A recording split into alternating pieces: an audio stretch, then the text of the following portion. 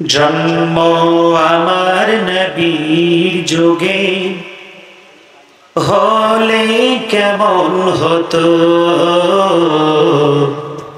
জন্ম আমার নবীর যুগে হলে কেমন হতো, দুনয়নে রাসূল পাক দেখিলে কেমন হতো, দুনয়নে রাসূল পাক দেখিলে কেমন হতো, জন্ম আমার নবীর যুগে হলে কেমন হতো, জন্ম আমার নবীর যুগে হলে কেমন হতো। ঠিক না ভাই, বলেন, আওয়াজ দেন, কথা ঠিক না ঠিক? আস্ত ভেসে হাজরতে বেলালের মধুর আজান, যেই আজানে ছিল এমন প্রেম মুগ্ধ রহমান, দয়াল নবীর পিছে নামাজ পড়লে কেমন হতো, দয়াল নবীর পিছে নামাজ পড়লে কেমন হতো, জবান সে মুহাব্বতের সাথে আল্লাহুম্মা। একটা পোস্টার দেন, পোস্টার দেন, একটা পোস্টার, পোস্টার কই?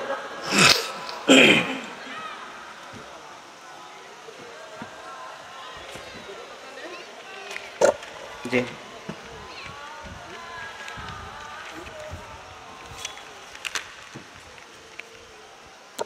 আলহামদুলিল্লাহ। ঐতিহ্যবাহী নিয়ামতপুর গ্রামবাসীর উদ্যোগে 17তম বার্ষিকী তাফসীরুল কোরআন মাহফিল, আজকের এই মাহফিলের শ্রদ্ধেয় ব্যক্তিত্ব জনাব সভাপতি মঞ্চে বসে আছেন মোহাম্মদ জহুরুল ইসলাম, প্রধান মেহমান হিসেবে উপস্থিত আছেন মাওলানা গোলাম মোর্শেদ, নায়েবে আমির বাংলাদেশ জামাত ইসলাম চৌগাছা। আল্লাহ আমার প্রিয় স্যারকে কবুল করে নিন, আমিন বলেন, আরো জোরে বলেন আমিন। এখন কি আর সেই ভয়ের দিন আছে? এ পালাবো না, পালিয়েই তো গেল। কথা বলেন ঠিক না বেটি? আপনারা যদি একটু কথা না বলেন তাহলে বক্তা তো আলোচনা করতে পারবে না। এখন কি আর ভয়ের দিন আছে? জালিমের বংশ আল্লাহ রাব্বুল আলামিন ধ্বংস করে দিয়েছেন। কথা বলেন ঠিক না বেটি? ভবিষ্যতে এমন মাথা নাড়া দিয়ে যারাই আলেম ওলামার রক্ত নিয়ে হোলি খেলা করবে, বাংলার জমিনে জায়গা হবে না, আবারও দিল্লির মতো কোন রাষ্ট্রে তাদের জায়গা হবে। কথা বলেন ঠিক না বেটি? আরো জোরে বলেন, কথা ঠিক না বেটি? আমরা ভয় পাই? আমরা তো সিংহের জাতি, রক্ত দিয়েছি ইসলামের জন্য, জীবন দিতে রাজি আছি। কথা বলেন ঠিক না বেটি? রক্ত দেব, জীবন দেব, স্ত্রীকে বিধবা করতে পারি ইসলামের জন্য, সন্তানকে এতিম করতে পারি আল্লাহর জমিনে, আল্লাহর দ্বীন কায়েমের জন্য, যখন তখন বুলেটের সামনে মুখটা ফেটে দিতে পারি। কথা বলেন ঠিক না বেটি? ভয়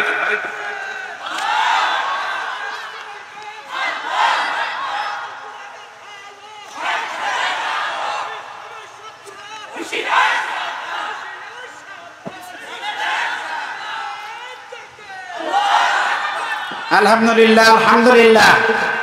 মাহফিলের প্রধান বক্তা মাওলানা মুফতি আমির হামজা সাহেব, কুষ্টিয়া 3 আসনের জামাতে ইসলামী মনোনীত এমপি পদপ্রার্থী, আমিন বলবেন না? আমরা চাই মেম্বার থেকে শুরু করে সংসদ ভবন পর্যন্ত প্রত্যেকটা ক্ষেত্রে আল্লাহওয়ালা মানুষগুলো দাঁড়িয়ে যাক। কথা বলে ঠিক না বেঠিক? চোর বাটপার লুচ্চাদেরকে আর চেয়ারে দেখতে চায় না, কোন জালিমকে আর চেয়ারে দেখতে চায় না, চেয়ারে দেখতে চাই আমির হামজাকে। কথা বলেন ঠিক না বেঠিক? চেয়ারে দেখতে চাই আজিজুল হক জিহাদি সাহেবকে। কথা বলেন ঠিক না বেঠিক? চেয়ারে দেখতে চাই বাংলাদেশ জামাতে বড় বড় আমির সাহেবদেরকে। আমরা মেম্বার থেকে শুরু করে চেয়ারম্যান, এমপি, মন্ত্রী, আল্লাহ রাব্বুল আলামিনের কাছে দোয়া করছি, ওগো মালিক ওগো মেহেরবান, প্রচন্ড গরমের ভিতরে তোমার আদালতে একটা দরখাস্ত করলাম, মালিক আমরা কোরআনের শাসন দেখতে চাই। কথা বলেন ঠিক না বেঠিক? আরো জোরে বলেন কথা ঠিক না বেঠিক? আমিন জোরে বলেন। কষ্ট হচ্ছে আপনাদের? মাহফিলের তৃতীয় বক্তা হিসেবে আপনাদের সম্মুখে আলোচনা রেখেছেন নুরুল ইসলাম, নায়েবে আমির, বাংলাদেশ জামাত ইসলাম চৌগাছা উপজেলা।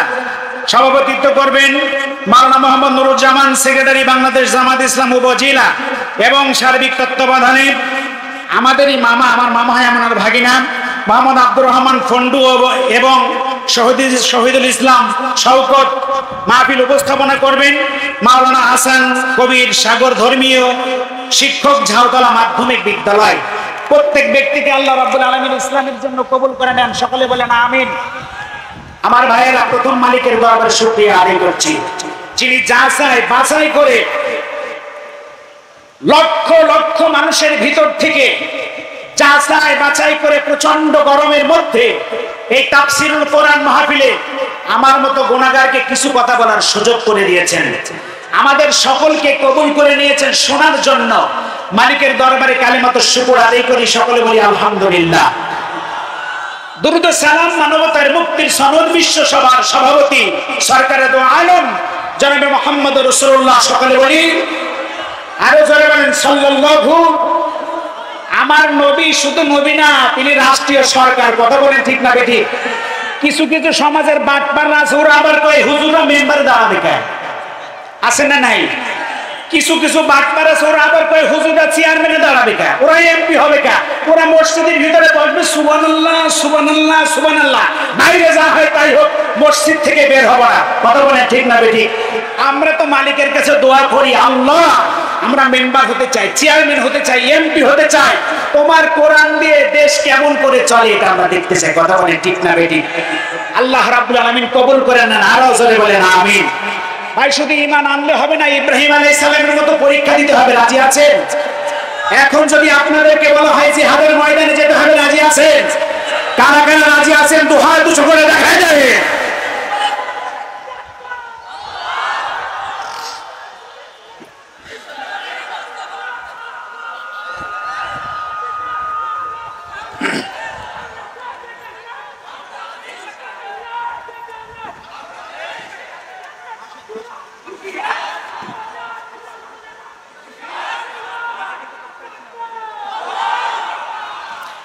আমার ইব্রাহিমের সন্তান। কথা বলে ঠিক না বেঠিক? আরে হাবাজুবার সন্তান না, আমরা কোন হাবাজুবার সন্তান না, ইব্রাহিমের কলিজার টুকরা। কথা বলেন জোরে বলেন। আমার ইব্রাহিম আলাইহিস সালাম যেইভাবে ঈমানের পরীক্ষা দিয়েছে, আমরা সেইভাবে ঈমানের পরীক্ষা দিতে রাজি আছি ইনশাআল্লাহ। আমার ভাইরা, ইব্রাহিম আলাইহিস সালাম কালিমার দাওয়াত দিলেন। নমরুদ, আলোচনা বোঝার চেষ্টা করবেন। নমরুদ ইব্রাহিম আলাইহিস সালামকে বলছেন, হে ইব্রাহিম, তোমার কলিজার টুকরা আব্বা সেও আমার দলে, র‍্যাব আমার দলে, আর্মি আমার দলে, প্রশাসন আমারে ঠেকায় কে? আমি ইচ্ছা করলে ছাড়তে পারি, ইচ্ছা করলে মারতে পারি। ইব্রাহিম আলাইহিস সালাম বললেন, তুমি খোদা না গাধা? এটা ভালো করেই, এটা আমি ভালো করেই। আমার ভাইরা, শুধু ঈমান আনলেই হবে না।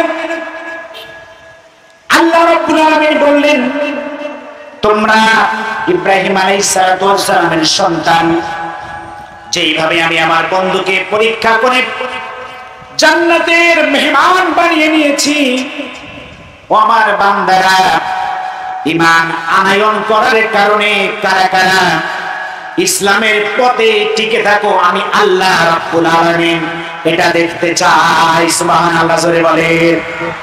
আমার ভাইয়েরা, পায়ের ভিতরে রশি বাঁধা, হাতে রশি, মাজার ভিতরে শিকল দিয়ে বাঁধা ইব্রাহিম আলাইহিস সালামের পিতা আজরের হাতে তরবারি, দড়িটা কাটার জন্য প্রস্তুতি নিচ্ছেন।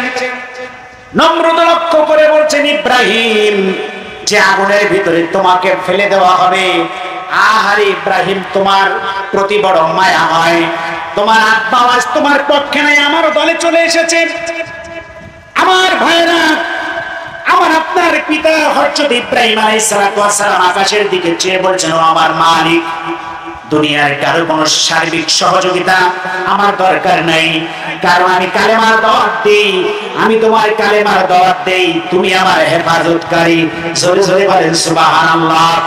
রব্বুল আলামিন যেই পরীক্ষার ভিতরে তুমি আমাকে ফেলেছো, এই পরীক্ষায় যেন আমি পাস করতে পারি, আমাকে ধৈর্য ধারণ করার তৌফিক দান করে দাও। আকাশের মতো এই হৃদয়টা করে দাও, জামিনের মতো তুমি ধৈর্য দিয়ে দাও। আকাশের মতো এই হৃদয়টা করে দাও, জামিনের মতো তুমি ধৈর্য দিয়ে দাও। সয়ে যেতে পারি যেন সব দুঃখ, মেনে নিতে পারি যেন সব কষ্ট, এমন হৃদয় তুমি আমাদের দাও। আমিন বলা যায় না? আরো জোরে বলেন আমিন। এই স্টেটের ভাইরাও জোরে বলবেন, এখানে আমার উস্তাদ থাকলেও জোরে আমিন বলতে হবে। কথা বলেন ঠিক না বেঠিক? তুমি যদি চাও কষ্ট দিতে, হাসি মুখে পারি মোরা সব মেনে নিতে। কথা বলেন ঠিক না বেঠিক? তুমি যদি চাও কষ্ট দিতে, হাসি মুখে পারি মোরা সব মেনে নিতে। জ্বালা সহিবার সম্মুখে যাবার, জ্বালা সহিবার সম্মুখে যাবার, এমন হৃদয় তুমি আমাদের করে দাও। আকাশের মতো এই হৃদয়টা করে দাও, জামিনের মতো তুমি ধৈর্য দিয়ে দাও। জুলুমে জুলুমে হৃদয় আমার পুড়িছে, অন্তরে বইছে হাহাকার। ও গো দয়াময় শোনো অনুনয়, ও গো দয়াময় শোনো অনুনয়, তোমার কোমল ছোঁয়া আমাকে বুলাও। আকাশের মতো এই হৃদয়টা করে দাও, জামিনের মতো তুমি ধৈর্য দিয়ে দাও। কথা বলে ঠিক না ঠিক? আমার আপনজনেরা হযরত ইব্রাহিম আলাইহিস সালাম বলছেন, আমার রব কালেমা দাওয়াত দেওয়ার কারণে যে বিপদের সম্মুখীন আমি হয়েছি, ও আমার যুবক ভাইরা, ইসলাম মানার কারণে, কোরআন মানার কারণে, সুন্নাহ মানার কারণে, ইসলাম ধর্ম এমন একটা ধর্ম নিজের বাপ পর্যন্ত পার হয়ে যেতে পারে। কথা বলেন ঠিক না ঠিক? ইসলামী সংগঠন জামাত ইসলামের সংগঠন এমন একটা সংগঠন, এই সংগঠন করার কারণে আপনার আদরের ভাই আপনার পর হয়ে যেতে পারে। কথা বলেন ঠিক না ঠিক? আপনার আদরের ভাই আপনার নামে মিথ্যা মামলা দিতে পারে। কথা বলেন ঠিক না ঠিক? আমার ভাইয়েরা, আল্লাহ রাব্বুল আলামিন একটু জিকির করেন, লা ইলাহা ইল্লাল্লাহ। জোরে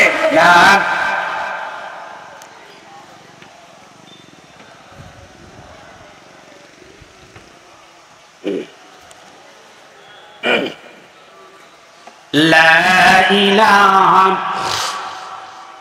লা ইলাহা ইল্লাল্লাহু মুহাম্মাদুর রাসূলুল্লাহ সাল্লাল্লাহু। আমি জানি আপনাদের খুব কষ্ট হচ্ছে, কষ্ট হচ্ছে না? আমি তো জানি ভাই, আমাদের যে অবস্থা আপনাদের সে একই অবস্থা। তবুও এসেছি কোরআনের টানে। কথা বলে ঠিক না বেঠিক? কবরে যেতেই হবে ভাই, ঠিক না বেঠিক? কবরে যাওয়াই লাগবে। আমি এমপি হই, মন্ত্রী হই, মিনিস্টার হই, মেম্বার হই, চেয়ারম্যান হই, আমার জন্য 3.5 জায়গায় গরমের জন্য বাজে। যারা রাষ্ট্রের সম্পদ দখল করেছো, খেয়েছো, মানুষের নামে মিথ্যা মামলা দিয়েছো, পেরেশানিতে ফেলেছো, ঘর ছাড়া করেছো, রাতের ঘুম হারাম করেছো, তোমরা জেনে নাও তোমাদের 3.5 হাত জায়গা, আমাদের জন্য 3.5 হাত জায়গা। কথা বলে ঠিক না বেঠিক? মাঝখানে একটু কথা আছে। আল্লাহ রাব্বুল আলামিন বলেছেন, ইসলাম মানার কারণে, কোরআন মানার কারণে যারা মিথ্যা মামলার সম্মুখীন হয়েছো, ওয়ালা তাখাফু, তোমাদের কোনো ভয় নেই। সুবহানাল্লাহ জোরে বলেন। ওয়ালা তাহজানু, তোমাদের কোনো চিন্তা নেই। ওয়াবশিরু বিল জান্নাহ, ইসলামী আন্দোলন করবা, নামাজ পড়বা, যাকাত দিবা, হারাম হালাল মেনে চলবা, কবরে আসবা, আমি আল্লাহ রাব্বুল আলামিন ওয়াদা করলাম তোমাদের জন্য জান্নাতের ওয়াদা করা হয়েছে। আরো জোরে বলে। আমার ভাইরা, ইব্রাহিম আলাইহিস সালামের এই পরিণতি দেখে রহমতের একজন ফেরেশতা এসে বলছে, ও খলিল, আর ধৈর্য ধারণ করা যায় না। আপনি যে বিপদের ভিতরে পড়েছেন, আপনি আমাদেরকে হুকুম করেন নমরুদের আগুন সব ভস্ম করে দেও।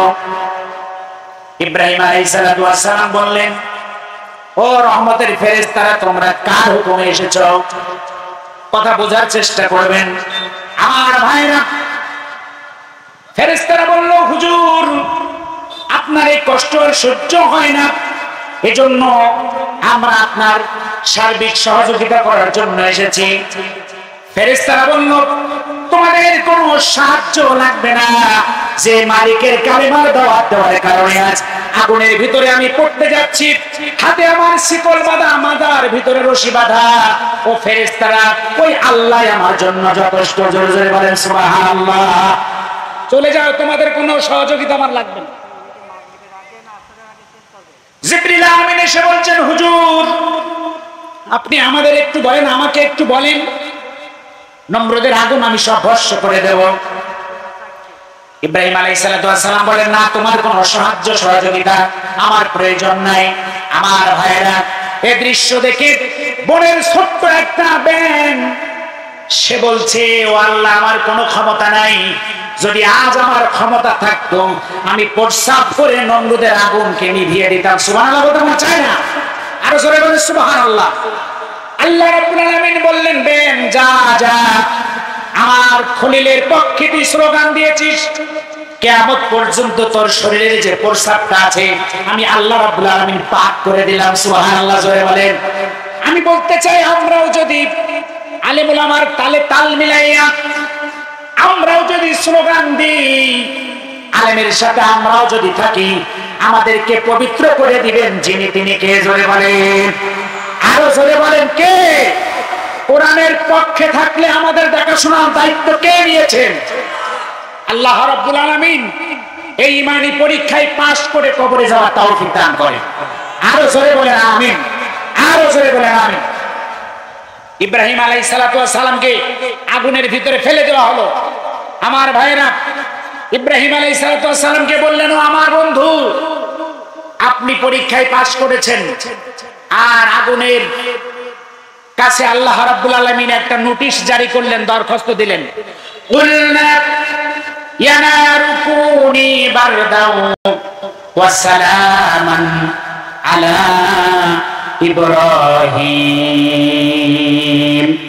ও আগুন, কালেমার দাওয়াত দেওয়ার কারণে আমার বন্ধু যে পরীক্ষার সম্মুখীন হয়েছে, পাস করেছে, আগুন, খবরদার আমার বন্ধুর শরীরের একটা পশম পর্যন্ত যেন না পড়ে। ঠান্ডা হয়ে যাও, আরামদায়ক ঠান্ডা হয়ে যাও, শান্তিদায়ক ঠান্ডা হয়ে যাও। প্রত্যেকটা ক্ষেত্রে আমার বন্ধু আজকের পরীক্ষায় পাস করেছেন। জোরে বলেন সুবহানাল্লাহ, আরো জোরে বলেন সুবহানাল্লাহ। সেই পরীক্ষা দিয়েছিলেন আল্লামা দেলওয়ার হোসেন সাইদি।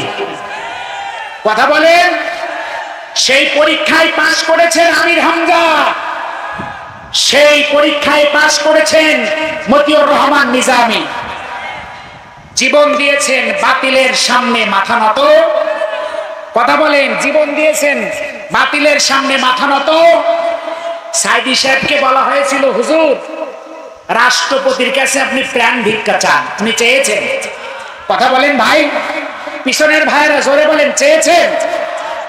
কয় না, আমি তো যুদ্ধ অপরাধী না, আমি তো ধর্ষক না, আমি তো খুনি না, আমি তো রাজাকার না। ওনার ছেলের জানাজায় উনি বলেছিলেন, আমাকে যারা রাজাকার বলে এরা বাপের পিতৃহীন অবৈধ জানোয়ার সন্তান। কথা বলেন ঠিক না বেঠিক? এখনো যারা আলেম ওলামার ভালো লাগে না, কয় কোরআনে রাজনীতি নাই, আর এক পাগল বের হয়েছে, আছে না নাই? আরে এগুলো কি খায় আমি বুঝি না, এরা কি খায়? কয় বোতল ছাড়লে বলতে পারে যে কোরআনে রাজনীতি হারাম? আর এগুলো কি মালে? আর এদের জানাজা কে করবে? এই ধরনের মাল মারা গেলে জানাজা পড়া যায় আছে? আপনারা বলেন। আমি বলছি না, আপনারা বলেন জায়েজ আছে? আর একটা শিয়াল কুকুরের চাও খারাপ, যে বলে কোরআনে রাজনীতি নেই, কোরআনের রাজনীতি ভালো লাগে না। তুমি জানো না আমার রাসূল এমন একজন নেতা, শুধু রাসূলই নন, তিনি রাষ্ট্রের প্রধান। কথা বলে ঠিক না বেঠিক? রাষ্ট্রের প্রধান বিচারক। মসজিদে নববীতে চোরের বিচার এসেছে আমার ভাইরা। আমি আশ্চর্য হয়ে গেছি ঘটনাটা পড়ে। আল্লাহ রাব্বুল আলামিন সূরা মাইয়াদার ভিতরে বলে দিয়েছেন, ওয়াসারিকু ওয়াসারিকাতু ফাকতু আইদিয়াহুমা, চোর ছেলে হোক আর মেয়ে হোক তার হাত কেটে বিচারের ফয়সালা করে দাও। এই আইন কার? জোরে বলেন, আরো জোরে বলেন, কার আইন? আমার ভাইরা, মসজিদে নববীতে চোরের বিচার এসেছে। রাসূলুল্লাহ সাল্লাল্লাহু আলাইহি ওয়াসাল্লাম বিচারের রায় ঘোষণা করবেন। সাহাবীরা পরামর্শ করলেন যে হারে যে মহিলা চুরি করেছেন, এই মহিলা তো কুরাইশ বংশের মহিলা। রাসূলুল্লাহ সাল্লাল্লাহু আলাইহি ওয়াসাল্লামের প্রায় কাছাকাছি আত্মীয়া। এই মহিলার যদি হাত কাটা যায় কেমন একটা হয় না? রাসূলুল্লাহ সাল্লাল্লাহু আলাইহি ওয়াসাল্লাম রাষ্ট্রপ্রধান, কুরাইশ বংশের নবী, কুরাইশ বংশের নেতা, কুরাইশ বংশের সরকার, কুরাইশ বংশের চোর ধরা পড়েছে। একটু সুপারিশ করি। আমার ভাইয়েরা, একটা কথা রং বলবো না। রাসূলুল্লাহ সাল্লাল্লাহু আলাইহি ওয়াসাল্লাম সালাম ফেরাবার পর জুম্মার নামাজের পর রায় ঘোষণা করবেন, বিচার হবে। আমার ভাইয়েরা, হযরত আবু বকর, হযরত ওমর, 10 জন জান্নাতি সনদপ্রাপ্ত সাহাবীগণ আর অনেক সাহাবী মাজলিসের ভিতরে বসা আছে। নবীজি রায় ঘোষণা করবেন। সাহাবীরা পরামর্শ করলেন, কুরাইশ বংশের মহিলা আর কুরাইশ বংশের নেতা, কুরাইশ বংশের নবী।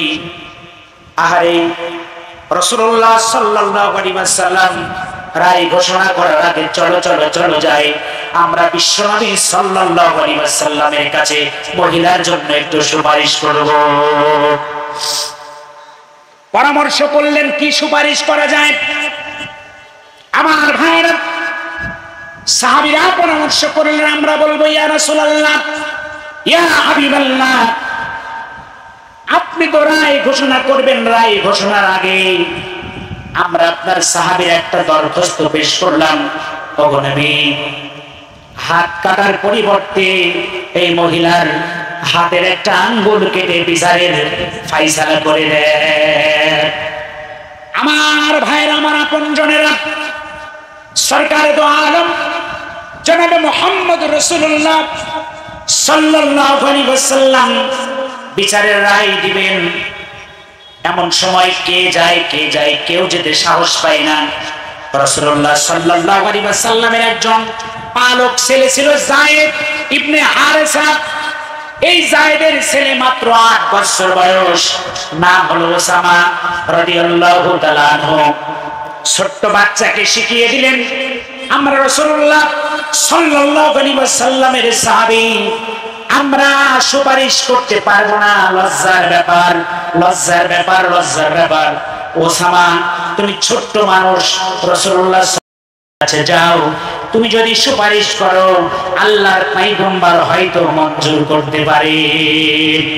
আমার ভাইরা, আমার দিকে লক্ষ্য করুন, মিম্বারের ভিতরে আল্লাহর পয়গম্বর এইভাবে বসে আছেন। ওসামা রাদিয়াল্লাহু তাআলা আনহু কোলের ভিতরে যে রাসূলুল্লাহ সাল্লাল্লাহু আলাইহি ওয়াসাল্লামকে বলছেন, আসসালামু আলাইকুম ইয়া রাসূলুল্লাহ। আল্লাহর পয়গম্বর সালামের উত্তর দিলেন আর বললেন, আমার দাদা, আমি আপনার কাছে একটা সুপারিশ নিয়ে এসেছি। আল্লাহর নবী বললেন, ওসামা কি জন্য এসেছো বলো। আল্লাহর পয়গম্বর বললেন, ওসামা বলো কি কারণে এসেছো। হযরত ওসামা রাদিয়াল্লাহু তাআলা আনহু বলেন, আল্লাহর নবী, সেই মহিলা চুরি করেছে তাকে কি আপনি চেনেন? আল্লাহর নবী বললেন, হ্যাঁ আমি চিনি, সে তো কুরাইশ বংশের মহিলা, আমার নিকটতম কাছাকাছি আত্মীয়া। ওসামা রাদিয়াল্লাহু তাআলা আনহু বললেন, আল্লাহর নবী গো, সাহাবীরা পরামর্শ করেছেন হাত কাটার পরিবর্তে হাতের একটা আঙ্গুল কেটে বিচারের রায় দেওয়ার জন্য। আমার আপনজনেরা, এই দেশে কত কি ঘটে যায়। রাজাকার না, তারপরেও টাকা খেয়ে রাজাকারের মামলা দেওয়া হয়। কথা বলেন ঠিক না বেঠিক? সাধারণ জামাত ইসলামের কর্মী মাঠে কৃষকের কাজ করে, তার নামেও 10টা পর্যন্ত মামলা আছে। কথা বলেন ঠিক না বেঠিক? আমার ভাইয়েরা, সব টাকার কারণে, মদের বোতলের কারণে হয়। ওই সমস্ত বেয়াদবরা একটু চিন্তা করে না ওদের মরা লাগবে। কথা বলেন ঠিক না বেঠিক? ওরা ভাবে না এই হুজুর হলো আমার জানাজা পড়াবে। ওরা ভাবে না মহল্লায়, রাষ্ট্রের ভিতরে আলেম ওলামা না থাকলে মায়ের পেট থেকে আমি যার সন্তান হয়ে আসতাম। কথা বলেন ঠিক না বেঠিক? একটু চিন্তা করে না, ওদের বিবেক নেই। ওরা পশুর চেয়েও খারাপ হয়ে গিয়েছে। আল্লাহ হেফাজত করেন, সকলে বলেন আমিন। আমার আপনজনের লক্ষ্য করুন, নবী আমার ওসামার কাছ থেকে যখন এই ঘটনা শুনলেন, আল্লাহর নবীর চেহারা মোবারক লাল হয়ে গেল। আল্লাহর নবী বিশ্বনবী সাল্লাল্লাহু আলাইহি ওয়াসাল্লাম দাঁড়িয়ে গেলেন আর সাহাবীদেরকে লক্ষ্য করে বললেন, ও আমার সাহাবীরা, আল্লাহ রাব্বুল আলামিনের ফয়সালা, ওয়াস-সারিকু ওয়াস-সারিকাতু ফাকতাউ আইদিয়াহুমা জাযাআন বিমা কাসাবা নাকালাম মিনাল্লাহ আল্লাহু আজিজুন হাকীম। কার কথা জোরে বলেন? আর জোরে বলেন কার কথা? আমার ভাইরা, আল্লাহর নবী বললেন, আমার সাহাবীরা, আল্লাহ রাব্বুল আলামিন আমাকে জানিয়েছেন, ও আমার পয়গম্বর, আপনার আদালতে যদি কখনো চোর ধরা পড়ে, ছেলে হোক আর মেয়ে হোক, কোরআনের রায় সিদ্ধান্ত দিয়ে দিলাম, আপনি হাত কেটে বিচারের ফয়সালা করে দিবেন। একটু জবান ছেড়ে দিয়ে বলেন সুবহানাল্লাহ। এই আইন যদি চালু হয়, কোন মেম্বার রিলিফের মাল মারবে? কথা বলেন। কোন চেয়ারম্যান বিধবার শাড়ি মারবে? যদি রায় দেওয়া হয় জেনাকাও জেনাকার জেনাকারিনী তাদের পাথরে মেরে হত্যা করা হবে, সংসদ ভবন থেকে যদি রায় দেওয়া হয়, আমার মনে হয় যুবকদের স্বপ্ন দোষ পর্যন্ত বন্ধ হয়ে যাবে। কথা বলেন ঠিক না ঠিক? আমরা চাই ও আমাদের মালিক, আমরা কোরআনের শাসন চাই আর সৎ লোকের, একটু জোরে বলেন, কোরআনের আইন চাই আর সৎ লোকের কোরআনের আইন চাই। কোরআনের আইন চাই। আল কোরআনের আলো, আল হাদিসের আলো। তোমার নেতা আমার নেতা, নারে তাকবীর। একটু দুরূদ শরীফ পড়েন, আল্লাহুম্মা সাল্লি।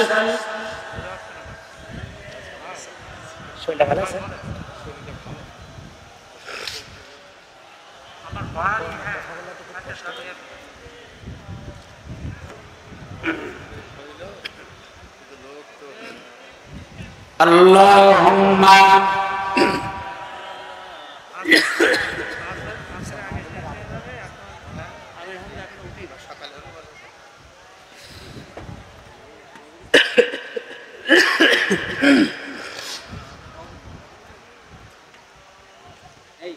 একটু তাকবীর দেন, নারায়ে তাকবীর, নারায়ে তাকবীর।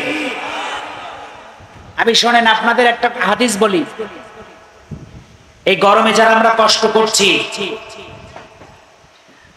এখন যদি আমরা কেউ মারা যাই, ধরেন আমি মারা যাই, আমি জানি, আমার বিশ্বাস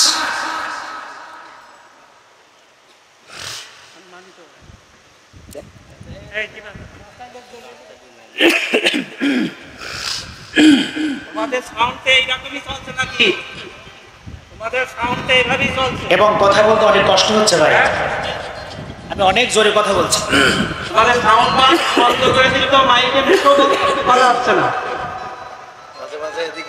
এ কি অবস্থা তোমাদের? আর যদি না হয় তাহলে মাইক সব বন্ধ করে দাও।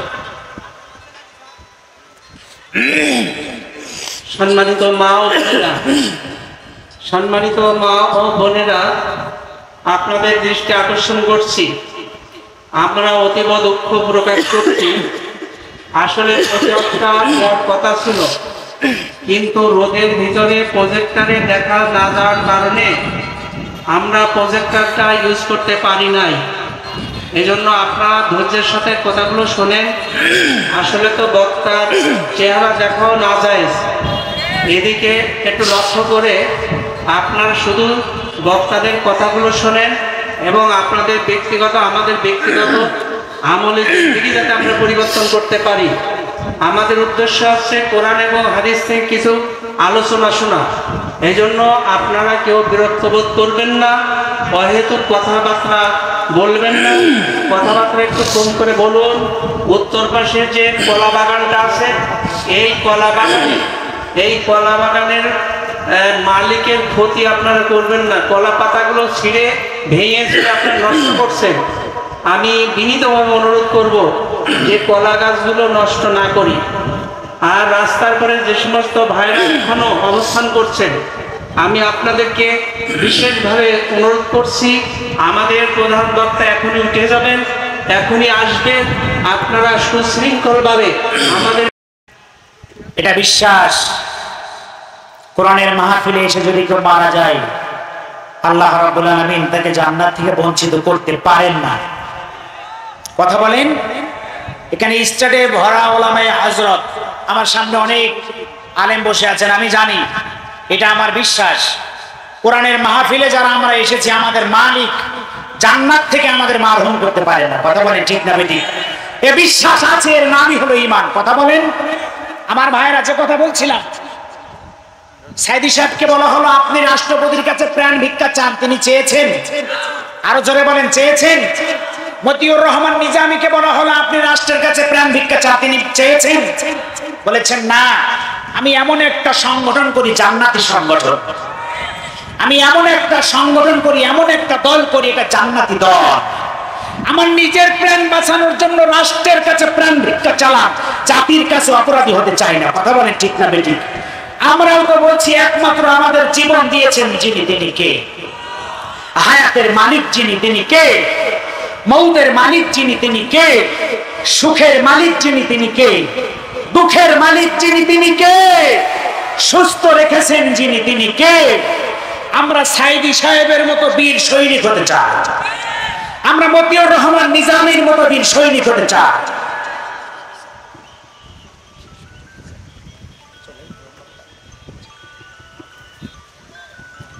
আলহামদুলিল্লাহ। আমার ভাইরা, আমার বুঝতেই তো পারছেন এই প্রচন্ড গরমের ভিতরে প্রধান বক্তা আসবে। উনি আসুক, অনেকটা সম্ভব। ঠিক আছে, ঠিক আছে ভাই, অনেক কথা বলার ছিল।